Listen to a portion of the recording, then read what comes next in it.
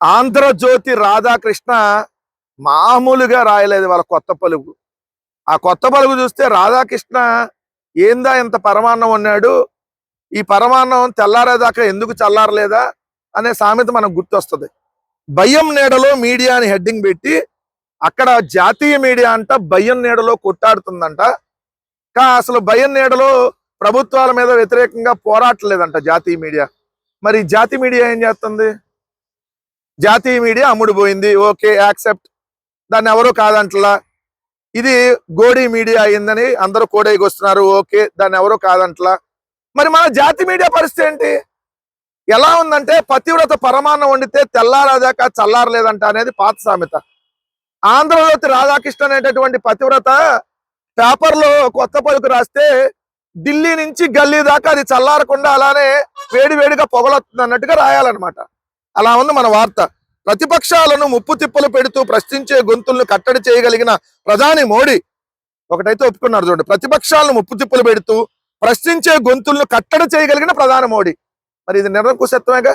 అంటే ఎన్డీఏ ప్రభుత్వం నిరంకుశత్వంగా వ్యవహరిస్తుందని చెప్పి నరేంద్ర మోడీ గారి మీద ఆంధ్రజ్యోతి రాధాకృష్ణ రాశాడు అని అంటే రేపు పొద్దున మోడీ గారితో తెగదంపులు చేసుకొని బీజేపీ వద్దు సీజేపీతోనే పొత్తు అనేటటువంటి యాంగిల్ ఏమైనా వెళ్ళబోతానికి ఇండైరెక్ట్ రాశారా? మరి ఇప్పుడు బీజేపీ వాళ్ళు కూడా సమాధానం చెప్పాలి. ప్రశ్నించే గొంతుల్ని కట్టడి చేస్తాడంట మోడీ ప్రశ్నలు రాకుండా. ఇప్పుడు ఒక మెట్టు దిగడానికి కారణం ఏంటి? దేశాన్ని సుదీర్ఘకాలం పాలించిన కాంగ్రెస్ పార్టీ ప్రధాన ప్రతిపక్షంగా కుదురుకోకపోవటం ఏంటి? నిన్నటి వరకు ప్రజలకు పెద్దగా పరిచయం లేని అభిజిత్ దీప్కే అనే యువకుడు కాక్రోచ్ జనతా పార్టీ ప్రకటించడం ఏంటి? యువకులు బొద్దింకలుగా మారి ఢిల్లీని చుట్టుముట్టడం ఏంటి అని ప్రశ్నించుకుంటే ప్రజల్లో ఏ స్థాయిలో అసహనం గూడు కట్టుకుందో అర్థమవుతా ఉంది. మరి కేంద్ర ప్రభుత్వం మీద అసహనం గూడు కట్టుకుంటే రాష్ట్రంలో ఉన్న అదే ఎన్డీఏ ప్రభుత్వం మీద కూడా అసహనం గూడు కట్టుకున్నట్టే కదా. అంటే కేంద్ర ప్రభుత్వం రేపొద్దున ఓడిపోబోతుంది, రాష్ట్ర ప్రభుత్వం కూడా ఇక్కడ ఓడిపోబోతుంది అని చెప్పి ఆంధ్రజ్యోతి రాధాకృష్ణ ఒప్పుకున్నట్టే కదా. మరి ఆ విధంగా మీరు డైరెక్ట్ గా రాయాలి కదా. ఎన్డీఏ ప్రభుత్వం రేపొద్దున రాజు అధికారంలోకి వాళ్ళ మీద తీవ్ర స్థాయిలో అసహనం ఉంది, అసహనం గూడు కట్టుకుందని చెప్పి రాధాకృష్ణ వార్త రాసినప్పుడు ఖచ్చితంగా మనం దాన్ని భావించాలి కదా. మరి వాళ్ళ ప్రభుత్వంలో ఉండి అతనే రాస్తున్నప్పుడు. రెండు, ఇక్కడ చూస్తే మీడియా సంస్థలు భయం నీడలో పనిచేస్తున్నాయి, ప్రభుత్వాలను ఎదిరించి నిలబడలేని స్థితిలో ఉన్నాయి.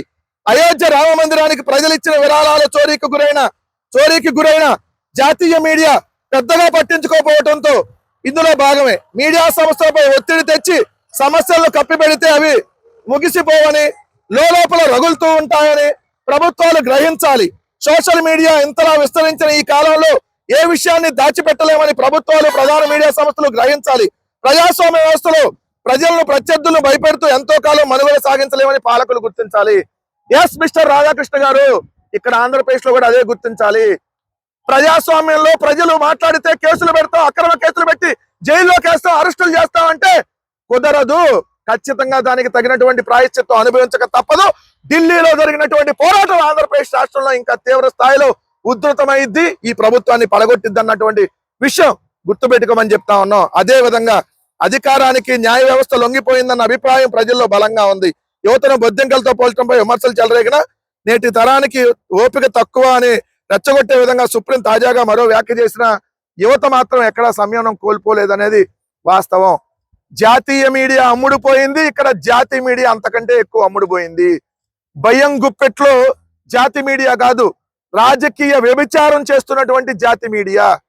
పత్రికలు అనేటటువంటిది పూర్తిగా పక్కన పెట్టి, మీడియా అనేది పూర్తిగా పక్కన పెట్టి, ఏదైతే చంద్రబాబు నాయుడు గారి కోసం నడి రోడ్డు మీద నగ్నంగా ఏ లత్కోర్ పనైనా చేసేటటువంటి రాధాకృష్ణకు సంబంధించినటువంటి మీడియా ఈ రోజు నీతి వ్యాఖ్యలు పలుకుతూ పతివ్రత పరమాణం వండినట్టుగా ఈ రాధాకృష్ణ పరమాణం వండుతూ రాస్తున్నటువంటి వార్తలు ఖచ్చితంగా ఈ రోజు మీడియా అనేది నిష్పక్షపాతంగా ఉండకుండా ఒక రాజకీయ పార్టీలకు తొత్తులుగా మారి ఇష్టం వచ్చినట్టుగా ఏదైతే రాజకీయ బ్రోకరిజం చేస్తున్నది వాస్తవం. రాధాకృష్ణ చెప్పకనే జాతీయ మీడియాను ఉద్దేశిస్తూ తన జాతీయ మీడియా ఎలాంటి లత్కోరు పనులు చేస్తుందో ఇండైరెక్ట్ గానే ఒప్పుకున్నట్టుగా మనం దీనిలో భావించాలి.